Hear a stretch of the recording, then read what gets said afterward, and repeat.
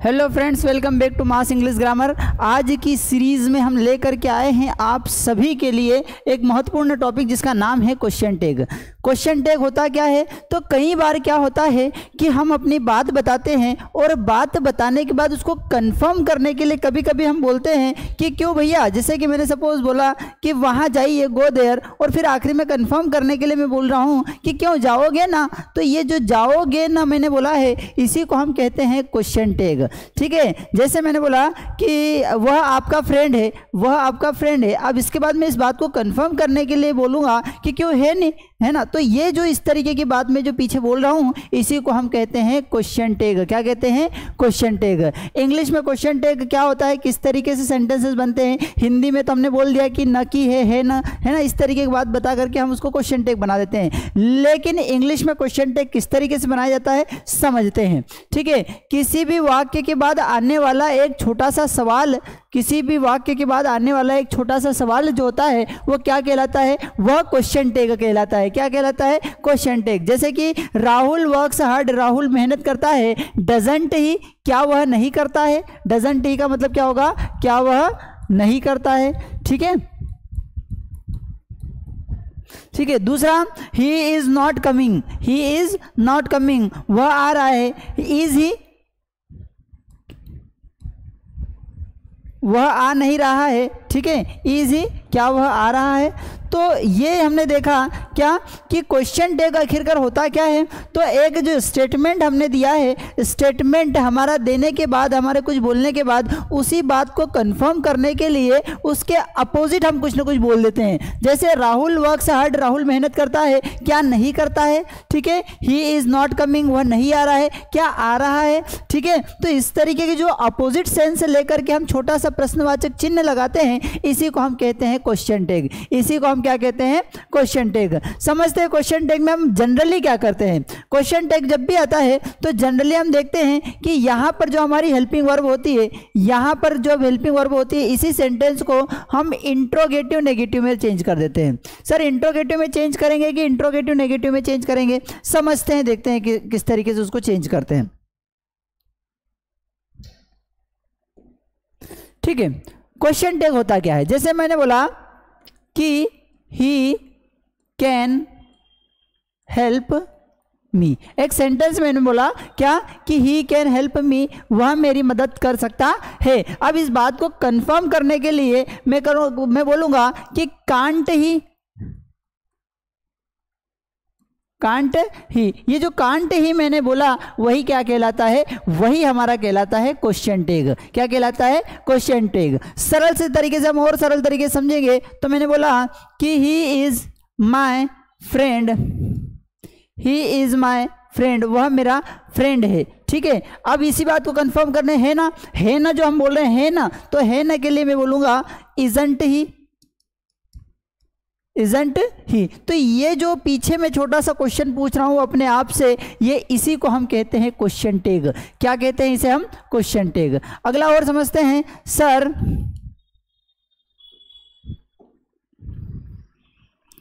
Sir should teach, ठीक है, sir को पढ़ाना चाहिए। Shouldn't sir.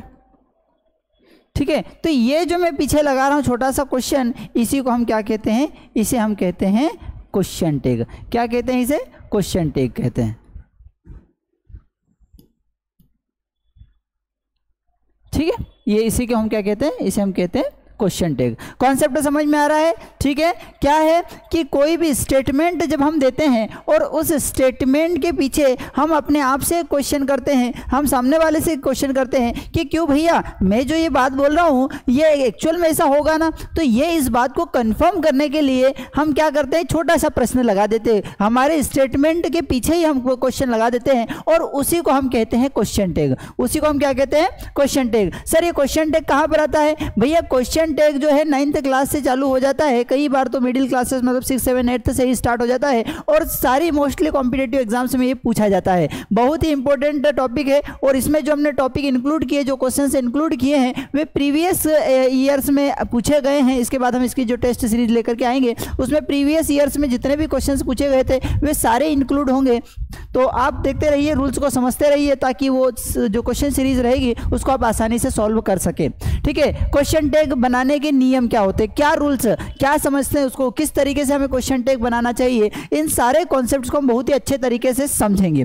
देखिए, अगर वाक्य में पॉजिटिव हो, अब इसको मैं और आसान तरीके से मैं आपको बता दूं तो देखिए, यहां पर जो भी आप हेल्पिंग वर्ब का यूज कर रहे हैं, यहां पर जो भी आप हेल्पिंग वर्ब, मेन वर्ब, क्योंकि कोई सा भी कॉन्सेप्ट क्या होता है समझेगी इसको। जनरली जब हम कोई सा भी स्ट्रक्चर लिखते हैं, जब जनरली हम कोई सा भी फार्मूला लिखते हैं तो उस स्ट्रक्चर या फॉर्मूले में हम क्या इंक्लूड करते हैं, उसमें हम इंक्लूड करते हैं subject, helping verb, main verb, object. ठीक है, क्वेश्चन टैग, अब इसी स्टेटमेंट का मुझे क्वेश्चन टैग अगर बनाना है तो मेरे पास क्वेश्चन टैग के बनाने के लिए एक रूल है, क्वेश्चन टैग बनाने के लिए एक रूल है। वो रूल क्या है समझते हैं। ठीक है, हमने क्या कहा कि जनरल हमारा जो फॉर्मूला होता है वो होता है subject plus helping verb plus main verb plus object. ठीक है, कोई सा भी सेंटेंस अगर मैं बनाता हूं तो जनरली पॉजिटिव सेंस में इस फॉर्मूला को फॉलो करूंगा। ठीक है, अब मुझे इसका क्वेश्चन टैग बनाना है तो क्वेश्चन टैग बनाने के लिए बहुत ही प्यारा नियम मैं बता देता हूं आपको कि जो भी आपकी हेल्पिंग वर्ब है वो हेल्पिंग वर्ब को यूज करना है। जो भी आपके सेंटेंस में हेल्पिंग वर्ब हमने उपयोग की है उस हेल्पिंग वर्ब को यूज करना है। दूसरा एक बहुत ही प्यारा कॉन्सेप्ट याद रखना, क्या कि अगर यहां पर हेल्पिंग वर्ब, अब हेल्पिंग वर्ब होती क्या है। ठीक है, हेल्पिंग वर्ब देखिए, आपने सुना होगा, क्या आपने सुना होगा, can, could, should, may, might, do, does, did, will, shall. ठीक है, am, is, are, was, were. ठीक है, ये सारे इनको हम हैव, हैज, हैड। ठीक है, हैव, हैज, हेड, इन्हें हम कहते हैं हेल्पिंग वर्ब। इन्हें हम क्या कहते हैं, हेल्पिंग वर्ब। ठीक है, तो किसी भी स्टेटमेंट या किसी भी सेंटेंसेस में जनरली सब्जेक्ट के बाद हेल्पिंग वर्ब आती है, लेकिन कुछ सेंटेंसेस ऐसे होते हैं जिनमें आपको हेल्पिंग वर्ब दिखाई नहीं देती है। वो कौन से हैं सेंटेंसेस, वो सेंटेंसेस है डू, डज और डिड वाला।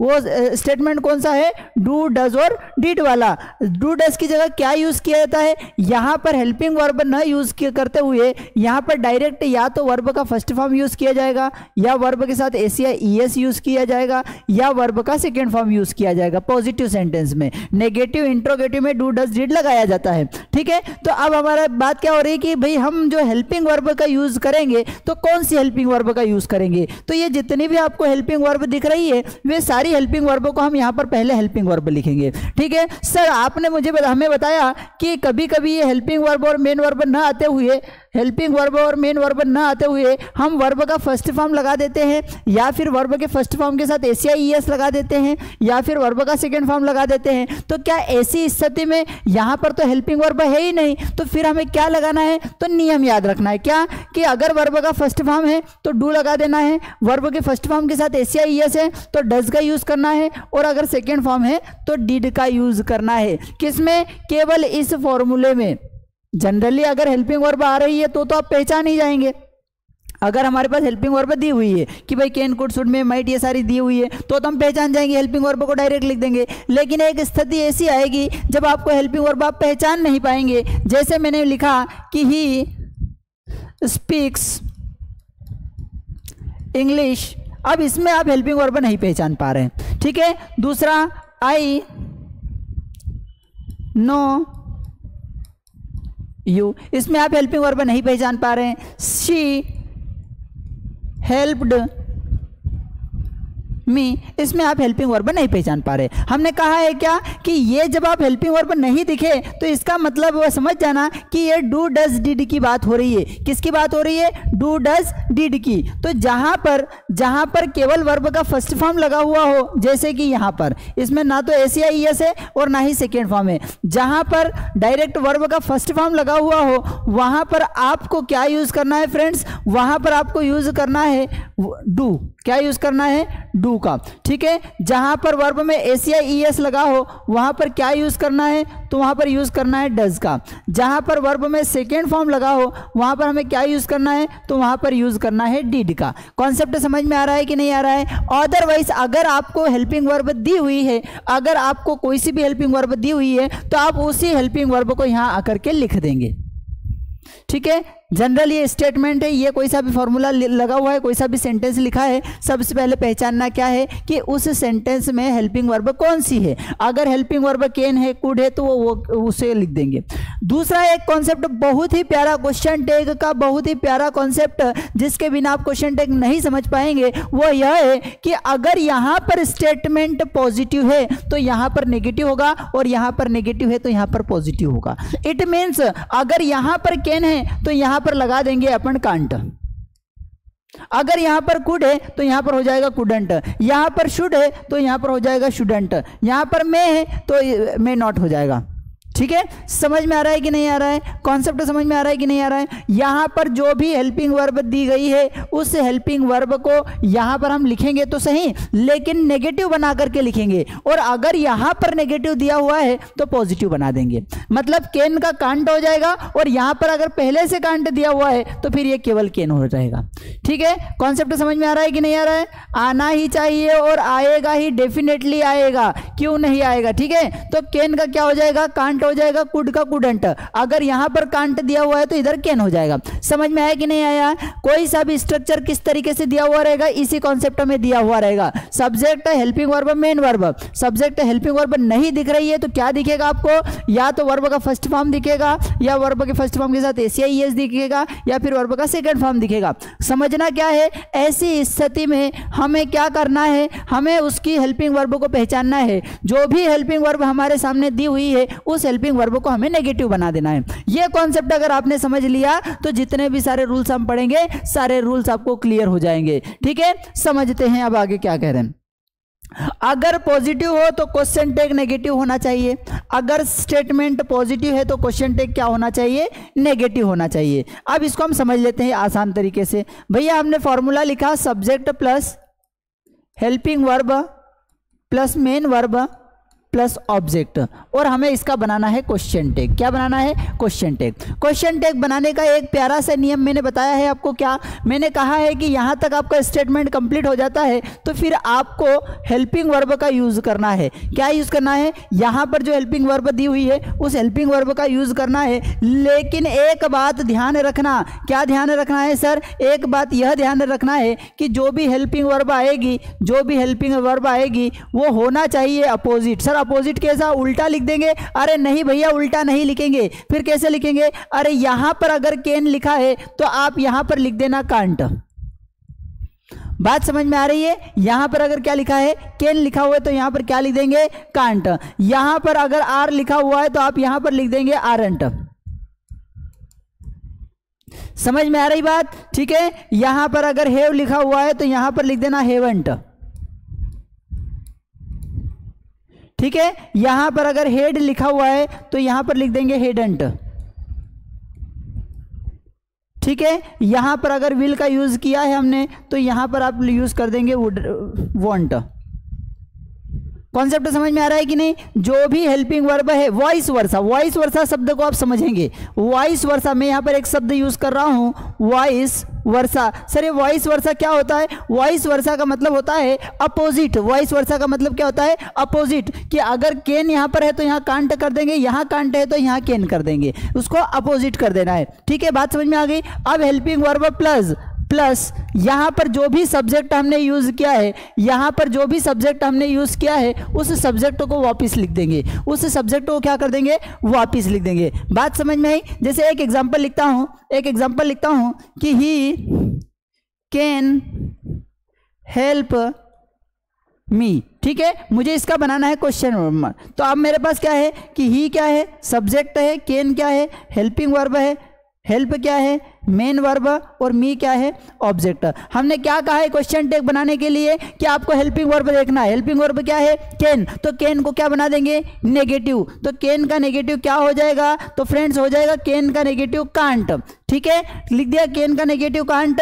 फिर बचा क्या, सब्जेक्ट, सब्जेक्ट क्या है, फिर क्या है, कांट के बाद हेल्पिंग सब्जेक्ट लिखना है, तो सब्जेक्ट क्या है मेरे पास, ही, तो हो जाएगा कांट ही। ये होगा क्वेश्चन मार्क।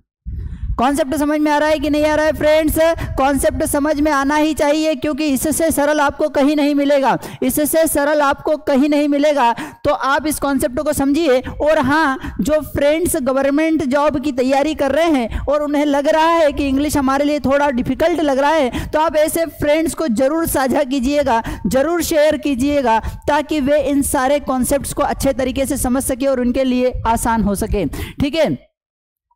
तो यहाँ पर आपको ये समझना है क्या कि हेल्प, ये एक फॉर्मूला पर्टिकुलर अप्लाई होता है सारे स्ट्रक्चर्स में। आपको समझना है कि हेल्पिंग वर्ब क्या है, मेन वर्ब क्या है। हेल्पिंग वर्ब जैसे ही आपको समझ में आए तो उसका अपोजिट लिख देना, ठीक है, और जो भी सब्जेक्ट रहेगा, ठीक है। हमने एक और कॉन्सेप्ट आपको अभी पिछली स्लाइड में बताया है, क्या बताया है कि कभी कभी ऐसा होता है, कभी कभी ऐसा होता है कि हमें अंग्रेजी समझ में नहीं आती है। अरे भैया, अंग्रेजी तो समझ में आती है, लेकिन किंतु परंतु बट कभी कभी क्या होता है कि यहाँ मेन वर्ब और ऑब्जेक्ट की जगह पर या फिर हेल्पिंग वर्ब या और मेन वर्ब की जगह पर, हेल्पिंग वर्ब और मेन वर्ब की जगह पर, किसकी जगह पर, हेल्पिंग वर्ब और मेन वर्ब की जगह पर एक ही शब्द आता है। वो आता है या तो वर्ब का फर्स्ट फॉर्म आता है, या वर्ब के फर्स्ट फॉर्म के साथ एस या ईएस आता है, या फिर वर्ब का सेकेंड फॉर्म आता है। बात समझ में आ रही है? क्या आता है, वर्ब का फर्स्ट फॉर्म आता हो,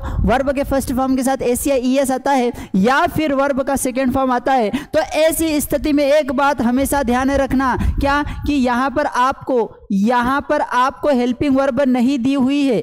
तो फिर ऐसी स्थिति में क्या करेंगे सर हम हेल्पिंग वर्ब? बहुत ही आसान सा कॉन्सेप्ट, जहां पर वर्ब का फर्स्ट फॉर्म दिखे वहां पर डू लगा देना, जहां पर वर्ब के फर्स्ट फॉर्म के साथ एस या एस दिखे वहां पर डज लगा देना, जहां पर वर्ब का सेकंड फॉर्म दिखे वहां पर आपको यूज करना है डिड का। किसका यूज करना है? डिड का। कॉन्सेप्ट समझ में आ रहा है या नहीं आ रहा है? जनरली हेल्पिंग वर्ब जो भी रहे उसको नेगेटिव बना देना, ठीक है।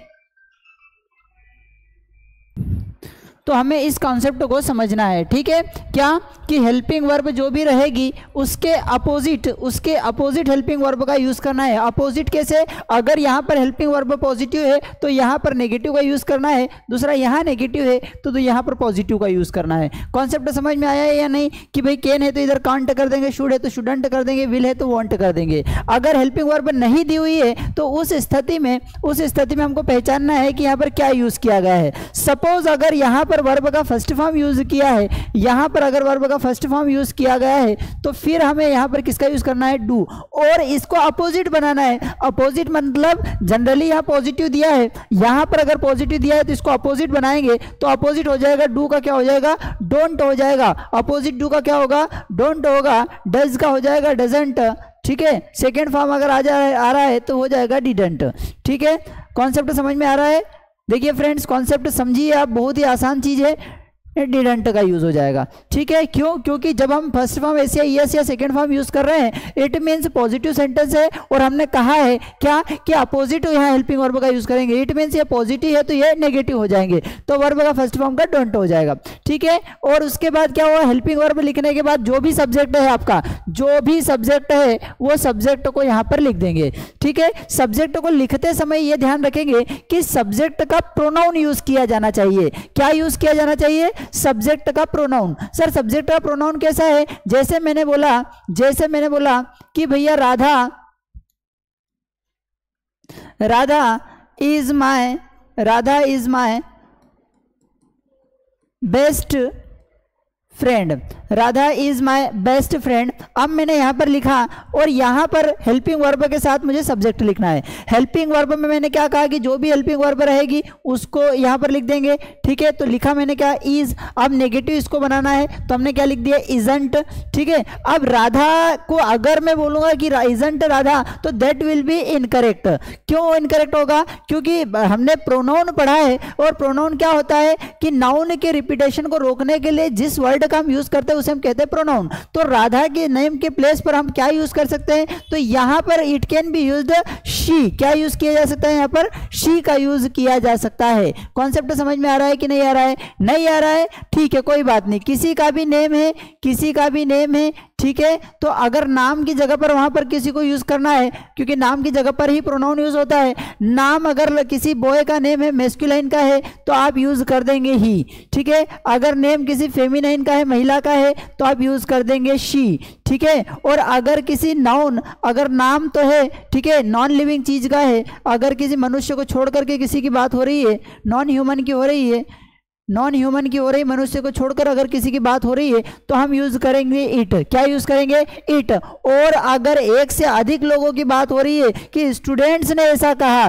टीचर्स ने ऐसा कहा, प्लूरल की बात हो रही है, तो वहां पर हम यूज करेंगे दे। क्या यूज करेंगे, दे का यूज करेंगे। कॉन्सेप्ट समझ में आ रहा है कि नहीं आ रहा है। हमने सबसे पहले क्या बोला, हमने भैया ये कहा कि जो भी हेल्पिंग रहेगी, जो भी हेल्पिंग वर्ब रहेगी उसके अपोजिट हम लिख देंगे। तो कैन का कांट, शुड का शुडंट हो गया, ठीक है। दूसरा, जो भी सब्जेक्ट रहेगा, जो भी सब्जेक्ट रहेगा उसका प्रोनाउन लिखेंगे। अगर ही शी नेम इट है तो direct he she name it हो जाएगा। लेकिन अगर ही शी नेम इट के अलावा किसी का नाम आ रहा है तो हम ये कंफर्म करेंगे कि नाम अगर मैस्कुलाइन का है, ठीक है, तो ही लिख देंगे। नाम अगर फेमिनाइन का है तो शी लिख देंगे। नाम अगर एक्सेप्टिंग ह्यूमन बीइंग, मनुष्य को छोड़कर किसी का है तो फिर इट लिख देंगे। और अगर नाम प्लूरल, एक से अधिक लोगों की बात हो रही है, तो फिर हम यहाँ दे लिख देंगे। कॉन्सेप्ट समझ में आ रहा है। बहुत ही प्यारा कॉन्सेप्ट है, बहुत ही आसान कॉन्सेप्ट है, बहुत ही सरल कॉन्सेप्ट है, ठीक है। समझते हैं अगला रूल। वाक्य एवं क्वेश्चन टैग एक ही टेंस में होने चाहिए, एक ही टेंस में होने चाहिए। बात समझ में आई कि नहीं आई, नहीं आई समझ में,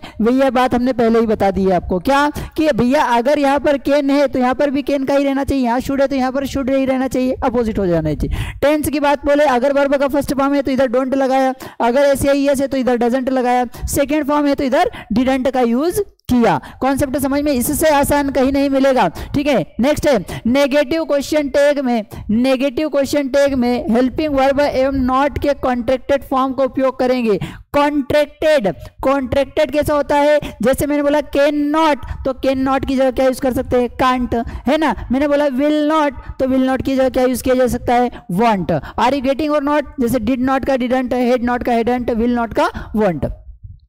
सामान्यतः एम नॉट का कॉन्ट्रैक्टेड फॉर्म नहीं होता है, ऐसा नहीं बनता है एमंट, ठीक है, एमंट नहीं होता है, एमंट नहीं लगाएंगे। ये बहुत, इसका एक एक्सेप्शन है, ठीक है, जैसे आई एम गुड। अब यहाँ पर हमारा रूल का एक्सेप्शन है, रूल का अपवाद है। एग्जाम से में इन अपवाद में से मोस्टली क्वेश्चंस बनते हैं। क्यों, क्योंकि वह तो बड़ा ही आसान कॉन्सेप्ट है कि हेल्पिंग वर्ब उठा लो और नेगेटिव कर लो, तो बहुत हर कोई कर पाएगा। लेकिन जो एक्सेप्शन, जो सच में पढ़ा हुआ व्यक्ति रहता है, वो इन एक्सेप्शंस के बारे में जानता है और क्वेश्चंस इन एक्सेप्शंस में से ही आते हैं। जैसे कि आई एम नॉट गुड, अब आप क्या कहेंगे कि सर यहाँ पर एम जो है एक हेल्पिंग वर्ब है, ये वर्ब है, तो हम एमंट कर देंगे। एमंट करेंगे तो गलत हो जाएगा। क्यों, क्योंकि एम नॉट का एमंट नहीं बनता है, तो फिर क्या होगा उसका, आरंट। क्या बनेगा, आरंट, ठीक है। एम की जगह क्या यूज करेंगे, आर का यूज करेंगे। कॉन्सेप्ट समझ में आया। नेक्स्ट समझते हैं। Everyone, everybody, no one, none, each, every आदि फॉर्म से सिंगुलर होते हैं। ये देखिए, यही बात बताई। क्या, अब हमने क्या कहा था, हमने स्लाइड में कहा था कि नेम है, नेम अगर एक व्यक्ति का नेम है, एक व्यक्ति का नेम है तो देख लेंगे कौन है, उसके हिसाब से लगा देंगे, ठीक है। प्लूरल है तो दे लगाएंगे, प्लूरल है तो दे लगाएंगे, और सिंगुलर है तो ही शी इट का यूज करेंगे। प्लूरल है तो दे लगाएंगे ही शी, और सिंगुलर है तो ही शी इट का नेम। लेकिन यहाँ पर भी एक एक्सेप्शन आ गया। क्या एक्सेप्शन है कि भैया ये एवरीवन मतलब भी एक की बात हो रही है, एवरीबडी मतलब भी एक की बात बात हो रही है, नो वन मतलब तो कोई भी नहीं है, नन मतलब भी कोई नहीं है, ईच मतलब भी प्रत्येक, ये भी बात एक की हो रही है, एवरी मतलब हर एक, ये भी एक की बात हो रही है, ठीक है। तो ये सभी बात किसी सिंगुलर की हो रही है, तो अब इसके लिए हमको प्रोनाउन लगाना है। तो एवरी वन का कहीं एवरी वन टन थोड़ी तो करेंगे, ठीक है, एवरीबॉडी का एवरीबॉडी थोड़ी होगा, फिर क्या होगा, इसके लिए आपको प्रोनाउन यूज करना पड़ेगा। सर कौन सा प्रोनाउन इसके लिए यूज करेंगे, तो प्रोनाउन यूज करने का हमने जो जनरली नियम बताया था वो क्या बताया था कि सिंगुलर में ही शी इट का यूज करते हैं, प्लूरल में दे का यूज करते हैं। लेकिन इस स्लाइड में, इस क्वेश्चन में, इस रूल में वो फॉर्मूला अप्लाई नहीं होगा। फिर क्या करना है, ये सभी कौन, everyone, everybody, no one, none, each, every, ये सभी है तो सिंगुलर, है तो सिंगुलर, लेकिन इनके साथ जब प्रोनाउन यूज करना पड़ेगी तो हम यूज करेंगे दे। क्या यूज करेंगे, दे। कैसे, मैंने बोला कि एवरीवन हर कोई, हेल्प्स मेरी मदद करता है, ठीक है। अब मुझे लगाना है सबसे पहले हेल्पिंग वर्ब। हमने रूल क्या पढ़ा था कि अगर हेल्पिंग वर्ब यहाँ पर नहीं दी हुई हो, यहाँ पर हेल्पिंग वर्ब दिख रही है कोई सी, नहीं दिख रही है, क्योंकि हेल्पिंग वर्ब कौन कौन सी होती है, तो सर हेल्पिंग वर्ब होती है am, is, are, was, were, have, has, had, do, does, did, will, shall, ठीक है, ये सारी क्या होती है, ये हेल्पिंग वर्ब है। अब यहाँ पर तो एक भी हेल्पिंग वर्ब नहीं दिख रही है, यहाँ पर एक भी हेल्पिंग वर्ब नहीं दिख रही है, तो ऐसी स्थिति में हमें क्या करना है, बहुत ही आसान सा, बहुत ही प्यारा सा कॉन्सेप्ट बता रहा हूं कि ऐसी स्थिति में आपको हमारा रूल नंबर फर्स्ट देखना है। हमारा रूल नंबर फर्स्ट क्या था, हमने ये कहा था कि भैया अगर हेल्पिंग वर्ब नहीं दी हुई हो तो वहां पर इन तीन स्थिति को देखने की कोशिश करेंगे। क्या कि क्या वर्ब का फर्स्ट फॉर्म दिया हुआ है, क्या वर्ब के फर्स्ट फॉर्म के साथ एस या ईएस लिखा हुआ है, या फिर वर्ब का सेकंड फॉर्म लिखा हुआ है। देखो यहाँ पर क्या है, यहाँ पर लिखा हुआ है हेल्प्स, वर्ब के फर्स्ट फॉर्म के साथ एस या ईएस है, वर्ब के फर्स्ट फॉर्म के साथ एस या ईएस है। तो ऐसी स्थिति में मुझे क्या यूज करना है, डजंट का यूज करना है। कॉन्सेप्ट समझ में आया, यहां पर क्या यूज करेंगे, हम डजंट का यूज करेंगे। तो क्या होगा, डजंट। अब कौन, एवरीवन, एवरीवन मतलब किसकी बात हो रही है, एक की बात हो रही है। हमने रूल में एक और कॉन्सेप्ट पढ़ा था, क्या पढ़ा था कि हेल्पिंग वर्ब में अगर एक की बात हो रही हो तो ही, शी, इट लगाते हैं, और एक से अधिक की बात हो रही तो दे का यूज करते हैं।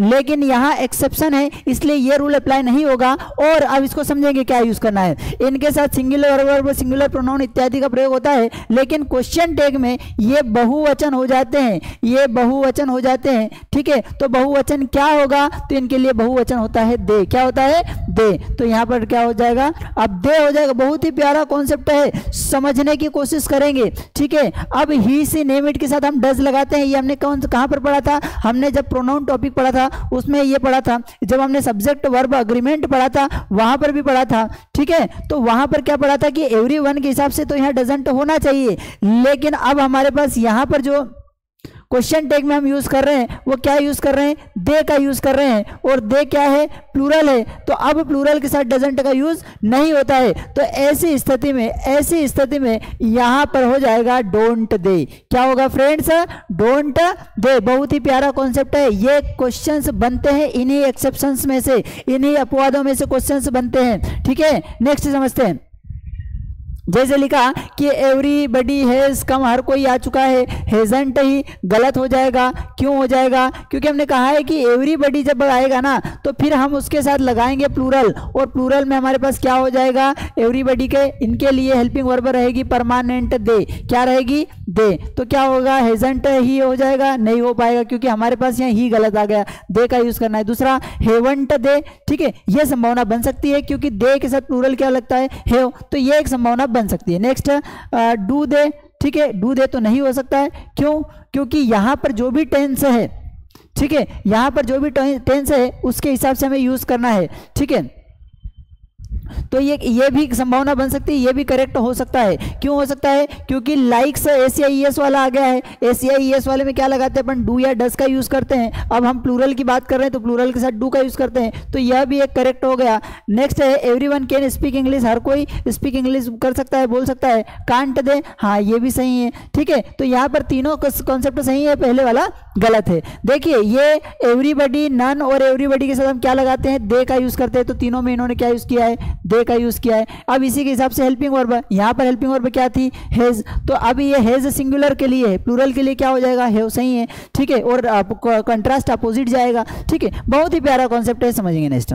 अगला है अगर वाक्य में समथिंग, नथिंग, एनीथिंग इत्यादि के जैसे अनकाउंटेबल, कैसे, समथिंग, नथिंग, एनीथिंग इत्यादि के जैसे अनकाउंटेबल जिसको हम गिन नहीं सकते एवं नॉन लिविंग नाउन्स का प्रयोग सब्जेक्ट के रूप में हो तो क्वेश्चन टैग में सिंगुलर वर्ब एवं सिंगुलर प्रोनाउन का प्रयोग किया जाएगा। जैसे हमारे सब्जेक्ट क्या हो गया, समथिंग, नथिंग, ठीक है। अब इनके लिए क्या करेंगे, ये इज है, हेल्पिंग वर्ब और हैज है, तो इज और हैज लगा दिया, ठीक है। अब ये क्या है, अनकाउंटेबल है, अनकाउंटेबल के लिए अपन क्या लगाएंगे, इट लगाएंगे, अनकाउंटेबल के लिए क्या लगाएंगे, इट लगाएंगे। सर ये तो आपने बताया नहीं, हाँ लिख लीजिए उसको, ठीक है, क्या कि अगर काउंटेबल है, जनरली क्या है, सिंगुलर एक की बात हो रही है, एक की बात हो रही है, मैस्कुलिन और फेमिनाइन है तो ही शी लगा देंगे। और अगर अनकाउंटेबल है जिसको गिन नहीं सकते, अगर अनकाउंटेबल है जिसको गिन नहीं सकते तो अनकाउंटेबल के लिए भी हमें इट का यूज करना है। किसका यूज करना है, इट का यूज करना है, तो यहाँ पर क्या आ जाएगा, इट आ जाएगा, करेक्ट है दोनों।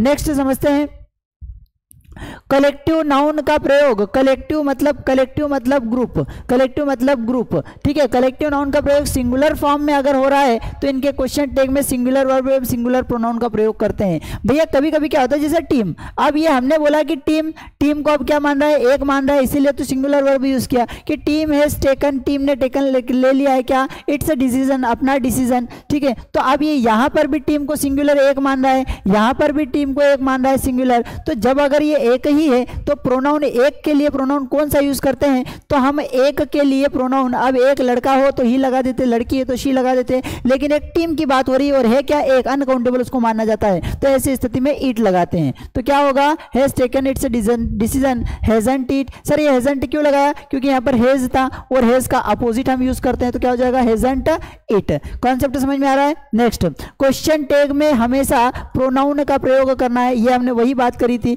कि नाउन मतलब क्या होता है, नाम, नाउन मतलब क्या होता है, नाम। अगर किसी का नाम दिया हुआ है तो क्वेश्चन टैग में प्रोनाउन यूज करना है। प्रोनाउन क्या होता है, अगर लड़के का नाम है तो ही लगा देंगे, लड़की का नाम है तो शी लगा देंगे, मनुष्य को छोड़कर किसी की भी बात हो रही है या कोई अनकाउंटेबल चीज की बात हो रही है तो इट लगा देंगे, ठीक है। ये कॉन्सेप्ट बहुत ही प्यारा था, आसान था, सरल था, ठीक है।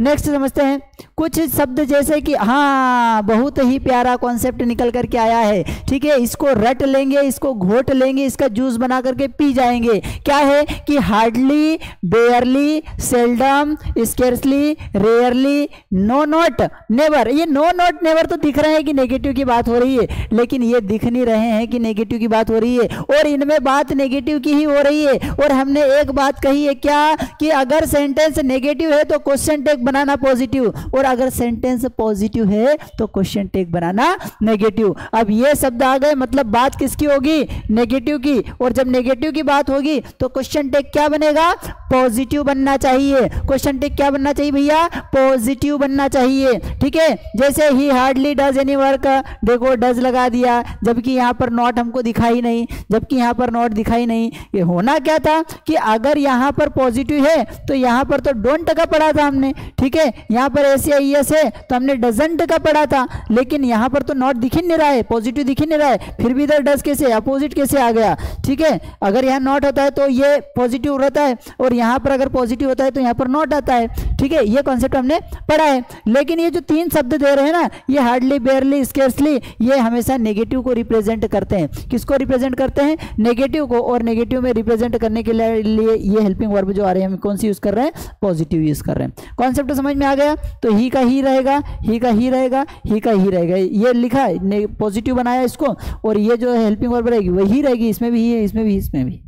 नेक्स्ट, लेकिन अगर कलेक्टिव नाउन में मतभेद हो जाए, टीम मतलब एकता नहीं रहे, ठीक है, टीम मतलब एकता नहीं रहे, एक यूनिट की बात नहीं, वो सब अपने अपने जा रहे हो, तो ऐसी स्थिति में वे एक से अधिक हो जाते हैं। और एक से अधिक होंगे, एक से अधिक होंगे तो हम लगाते क्या है, हम लगाते हैं दे। अगर एक की बात हो रही तो हम लगाएंगे इट, अगर एक लड़के की बात हो रही तो हम लगाएंगे ही, एक लड़की की बात हो रही तो हम लगाएंगे शी। लेकिन अगर एक से अधिक की बात हो रही तो हम क्या यूज करेंगे, दे का यूज करेंगे, ठीक ठीक है। तो द कमिटी आर डिवाइडेड, जो कमिटी बनी थी वो कमिटी मतलब क्या थी, एकता थी, लेकिन वो डिवाइड हो गई, उसका बंटवारा हो गया, और बंटवारा हो गया तो क्या वो एक बची, नहीं बची, इसलिए हमने लगाया क्या, देयर, उनका, और क्या लगाया, आरंट दे, ठीक है। ये दे क्यों लगाया, अभी तो हमने इसके पहले जो टीम वाला आया था उसमें तो इट लगाया था, क्योंकि वो एक भावना की बात हो रही थी, एक फीलिंग की बात हो रही है ना, और यहाँ पर क्या हो रहा है, सब अलग अलग जा रहे हैं, तो इसलिए दे का यूज किया है। The audience have taken there seats, भाई ऑडियंस जितने भी थे अपने अपनी सीट ले ली, ठीक है, अपनी अपनी सीट ले ली, मतलब दे उनकी बात हो रही है, एक से अधिक की बात हो रही है, एक की बात नहीं हो रही है। अगर सेंटेंस को शुरुआत में लेट अस किससे हो रहा है, लेट अस या लेट्स से किया जा रहा है तो क्वेश्चन टैग शैल बी रहेगा। अब यहाँ पर देखेंगे समझेंगे, हमने कहा कि भैया हमें जाने दो, लेट अस गो, ठीक है, या चलो चले तो हो गया लेट्स गो, ठीक है। अब यहाँ पर इस तरीके का सेंटेंस आ गया। अब आपने इसमें ढूंढने की कोशिश करी कि भैया हमको कहीं पर मिल जाए हेल्पिंग वर्ब, हमको कहीं पर मिल जाए हेल्पिंग वर्ब, आपको हेल्पिंग वर्ब नहीं मिली, तो अगर ध्यान रखना है, रट लेना, घोट लेना, पी जाना किसको, इस लेट को, कि अगर लेट वाला सेंटेंस आ जाए और आपको हेल्पिंग वर्ब, क्योंकि क्वेश्चन टैग लगाने के लिए आपको क्या जरूरत पड़ेगी, एक जरूरत पड़ेगी हेल्पिंग वर्ब की, दूसरी जरूरत पड़ेगी सब्जेक्ट की। हेल्पिंग वर्ब और सब्जेक्ट की हमें आवश्यकता होगी क्या बनाने के लिए, इसका क्वेश्चन टैग बनाने के लिए। अब हमें यहाँ पर हेल्पिंग वर्ब दिख ही नहीं रही है, तो ध्यान रखना कि लेट या लेट्स की बात आए और आपको क्वेश्चन टैग लगाने के लिए कहे, लेट या लेट्स की बात आए और आपको क्वेश्चन टैग लगाने के लिए कहे, तो क्या करना है फ्रेंड्स, आपको लेट की जगह लिख देना है शल, क्या लिख देना है, शल लिख देना है। और कौन, ये अज है, अज मतलब क्या होता है, हमारे लिए ऑब्जेक्टिव प्रोनाउन है, क्योंकि वर्ब के बाद यूज किया है, लेकिन कहीं ना कहीं करने वाला तो यही है, इसलिए यहां पर अज की जगह हो जाएगा विल, वी हो जाएगा, क्या हो जाएगा, वी हो जाएगा। ये बन गया आपका क्वेश्चन टैग। समझ में आ रहा है, जैसे let us go to the party, हमें पार्टी में जाने दो, शल वी, क्या हमें जाना चाहिए, ठीक है। लेट आया इसलिए हमने शल लगाया, लेट आया इसलिए शल, अरे लेट मतलब वो विलंब की बात नहीं हो रही है, ये लेट की बात हो रही है, लेट आया हमने इसलिए लगाया शल, और ये अज का हमने बना दिया वी। कॉन्सेप्ट समझ क्लियर में हो गया। अगला नेक्स्ट, आदेश, निवेदन, आदेश इंपेरेटिव, काम लगाना, ठीक है, निवेदन रिक्वेस्ट, प्रार्थना करना। आदेश या निवेदन वाले सेंटेंस को इंपेरेटिव सेंटेंस कहते हैं, और इनमें आग्रह के लिए क्वेश्चन टैग में वांट यू लगाया जाता है। वांट यू, क्या भाई नहीं करोगे, ये क्वेश्चन टैग के लिए वांट यू लगाए जाएंगे। जैसे कम इन, अंदर आ जाओ, अब इसको पूछना है, कंफर्म करना है, आ ही नहीं रहा है, तो क्या बोलेंगे, वांट यू, क्या आप नहीं आओगे, ठीक है। तो इस तरीके के इंपेरेटिव, सर इंपेरेटिव किसे कहते हैं, हम नहीं समझ पा रहे हैं, तो फ्रेंड्स सरल से समझ लो कि जहां पर सेंटेंस की शुरुआत वर्ब के फर्स्ट फॉर्म से हो जाए, जहां पर सेंटेंस की शुरुआत वर्ब के फर्स्ट फॉर्म से हो जाए, ऐसी स्थिति में वो सेंटेंस इंपेरेटिव कहलाता है, काम लगाने वाला सेंटेंस कहलाता है। आपको जब भी किसी व्यक्ति को कोई आदेश देना है, निर्देश देना है, सुझाव देना है, काम लगाना है, तो डायरेक्ट आप वर्ब का फर्स्ट फॉर्म बोल दो, जैसे जाओ तो गो, आओ तो कम, ठीक है, और इसके बाद कुछ जोड़ दो, भाई स्कूल जाओ तो गो टू स्कूल, यहाँ आओ तो कम हियर, ठीक है। तो ये इंपेरेटिव सेंटेंसेस है। इनको अगर आपको इस तरीके का सेंटेंस मैंने बोल दिया कि कम हियर, इसे क्वेश्चन टैग बनाना है, तो क्या करना है भैया, इंपेरेटिव सेंटेंस कौन सा, आदेश और निवेदन करने वाला जो सेंटेंस होता है उसको अगर इंपेरेटिव लगाना है तो क्या लगाएंगे, वांट यू, तो हो जाएगा ये वांट यू, ठीक है। तो कम हियर आ जाइए, वांट यू, क्या आप नहीं आओगे, ये बन गया क्वेश्चन टैग। किसी व्यक्ति से कोई कार्य करने कहने के लिए कुछ ऑफर करते समय भी विल यू या वुड यू का यूज करते हैं, जैसे open the door, would you, अब ये ऑफर कर रहे हैं, ऑफर कर रहे हैं, तो फिर क्या करेंगे, वुड यू मतलब क्या आप करना चाहेंगे, ठीक है। Have some more coffee, would you, क्या आप लेना चाहेंगे, ठीक है। डायरेक्ट काम लगा रहे हैं तो वांट यू बोल देंगे, ठीक है, और कोई ऑफर दे रहे हैं तो फिर हम क्या करेंगे, वुड यू, ठीक है। कांट यू इम्पेशेंस को दर्शाता है, जैसे shut your mouth, can't you, अरे भाई जब हमें सहन ही नहीं हुए, कोई व्यक्ति बोलता ही जा रहा है, हमने उसको बोल दिया कि भैया चुप बैठ जाइए, विल यू, क्या आप चुप बैठेंगे, इस तरीके से वांट यू, क्या आप चुप नहीं बैठेंगे, लेकिन वो समझ ही नहीं पा रहा है, तो फिर ऐसी स्थिति में हम यूज करेंगे कांट यू, कि क्या आपको समझ में नहीं आती, क्या आप चुप नहीं रह सकते। तो ऐसे जब इम्पेशेंस, जब हमारा धीरज खो खो दे, जब हमारा धैर्य खो दे, जब हमारा पैसेंस समाप्त हो जाए, तो ऐसी स्थिति में आपको क्वेश्चन टैग अगर लगाना पड़े तो फिर आप लगाएंगे। कांट यू, क्या आप नहीं कर सकते। नेगेटिव इंपेरेटिव वाक्यों में, नेगेटिव मतलब क्या, वर्ब का फर्स्ट, इंपेरेटिव है मतलब वर्ब का फर्स्ट फॉर्म तो आएगा, लेकिन उसके पहले नेगेटिव है, डोंट आ जाए तो फिर ये इसको अपोजिट कर देना। मतलब ये अगर डायरेक्ट वर्ब का फर्स्ट फॉर्म आ रहा है, डायरेक्ट वर्ब का फर्स्ट फॉर्म प्लस ऑब्जेक्ट आ रहा है, तो हम बनाते हैं वांट यू। ठीक है, अब यहाँ पर आ गया डोंट, मतलब नेगेटिव पहले से बन गया, तो ये वांट को वापस कर क्या कर देंगे, विल यू कर देंगे। ठीक है, कॉन्सेप्ट समझ में आ रहा है। नेक्स्ट, अगर वाक्य में देयर सब्जेक्ट के रूप में प्रयुक्त हो तो देयर के बाद आने वाला वर्ब देयर क्वेश्चन टैग के रूप में प्रयुक्त होते हैं। जैसे देयर इज नो फूड, ठीक है, ये देयर आया, हेल्पिंग वर्ब क्या आ गई, इज आ गया, वर आ गया। ठीक है, तो वापस से क्या करेंगे, ये इज को या वर को लगा देंगे और जो भी देयर है पीछे को सब्जेक्ट को लगा देंगे। ठीक है, सिंपल सा है, इसमें कोई कॉन्सेप्ट नहीं है।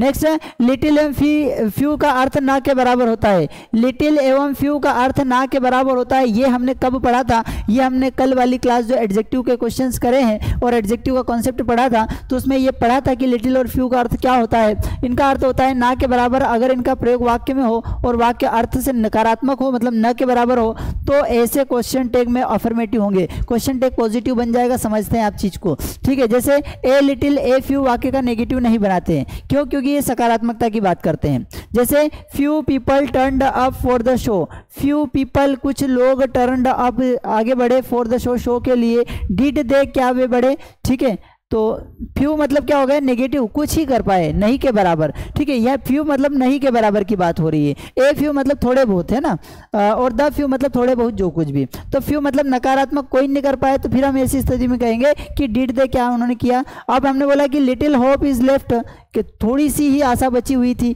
मतलब न के बराबर थी, फिर न के बराबर थे हमारा नेगेटिव सेंस है, तो फिर यहाँ पर पॉजिटिव हो जाएगा कि इज इट क्या बची हुई थी। आई हैव अ कार, इसका question tag don't I, haven't I दोनों हो सकता है। वाक्य सिंपल प्रेजेंट टेंस का है, अतः डू डज का प्रयोग हेल्पिंग वर्ब के रूप में प्रयुक्त हो सकता है। ये है क्या एक्चुअल में, ये है सब्जेक्ट, हैव है वर्ब का फर्स्ट फॉर्म और कार है ऑब्जेक्ट।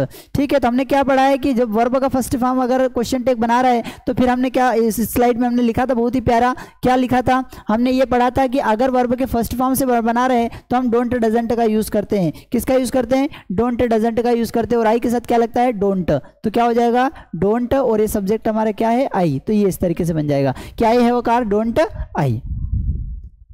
क्वेश्चन टैग हमेशा वाक्य के मुख्य भाग के अनुसार प्रयुक्त होना चाहिए। क्वेश्चन टैग जो है मुख्य भाग क्या है, I think he is right. अब देखिए यहाँ पर आपको लग रहा है कि ये सब्जेक्ट है, वर्ब का फर्स्ट फॉर्म है, लेकिन हम बात इसकी तो हो ही नहीं रही है। हमने बोला मुझे ऐसा लगता है, तो क्या लगता है भैया, ये लगता है कि ही इज राइट, वह सही है। अब क्वेश्चन टैग किसका बनाना है, इस स्टेटमेंट का बनाना है। ठीक है, तो यहाँ पर क्या होगा, इज का क्या हो जाएगा, इजंट, और ही का ही। तो ध्यान ये रखना है कि कभी कभी सेंटेंस में दो सेंटेंस दिए हुए रहते हैं, उसमें दो क्लॉज दिए हुए रहते हैं, तो ऐसी स्थिति में हमको जो पहचानना है कि बात किसकी हो रही है और उसी का क्वेश्चन टैग बनाना है।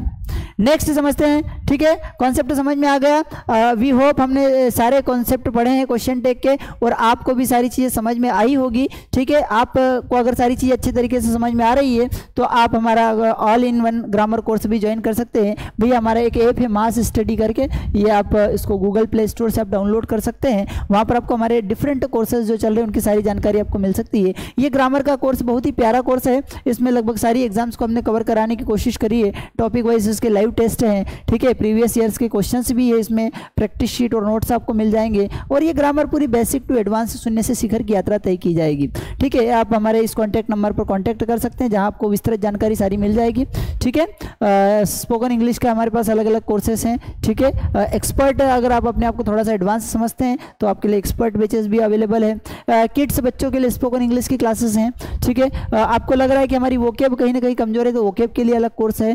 ठीक है, पर्सनल इंग्लिश ट्रेनर, आपको लग रहा है कि हमें पर्सनल ट्यूटिंग की जरूरत है, कि हमें कोई पर्सनल ट्रेनिंग करे, तो उसके लिए भी हमारे पास पर्सनल ट्रेनर आपके लिए अवेलेबल हो सकते हैं। आप स्पोकन इंग्लिश बुक जो है हमारी डाउनलोड कर सकते हैं, मंगा सकते हैं, ऑर्डर कर सकते हैं। ठीक है, वोकेबलरी के ऑनलाइन टेस्ट भी आपको लग रहा है कि हमें इंप्रूव करने की जरूरत है, या फिर हमको पता कंफर्म नहीं कर पा रहे हैं कि हमारे वोकेब का लेवल क्या है, तो वो एक बेसिक सा आपको वहाँ पर वोकेबलरी देखने को मिले। मिलेगी जो मात्र 99 रुपीज़ में है। ठीक है, डेली यूज सेंटेंसेस के लिए टेस्ट सीरीज भी आपके लिए अवेलेबल है। तो ये सारे कोर्सेज आपको एक ही जगह मिल पाएंगे। वो कहाँ पर है? मास स्टडी करके एक ऐप मिलेगा। मास स्टडी को हम ये कह सकते हैं कि आपकी लैंग्वेज संबंधित जितनी भी समस्याएं हैं, लैंग्वेज संबंधित जितनी भी समस्याएं हैं, उनका कंप्लीट सॉल्यूशन जो आपको मिलेगा वो मिलेगा मास स्टडी ऐप पर। ठीक है, ये मास स्टडी ऐप कहाँ मिलेगी? आपको प्ले स्टोर पर जाइए, मास स्टडी सर्च कीजिए, सारी विस्तृत जानकारी आपको मिल जाएगी। ज़्यादा हेल्प अगर आपको और हेल्प की आवश्यकता है तो आप हमारे कॉन्टैक्ट नंबर पर कॉन्टैक्ट कर सकते हैं। आपको जो भी समस्या है उसका समाधान किया जाएगा। धन्यवाद, थैंक यू।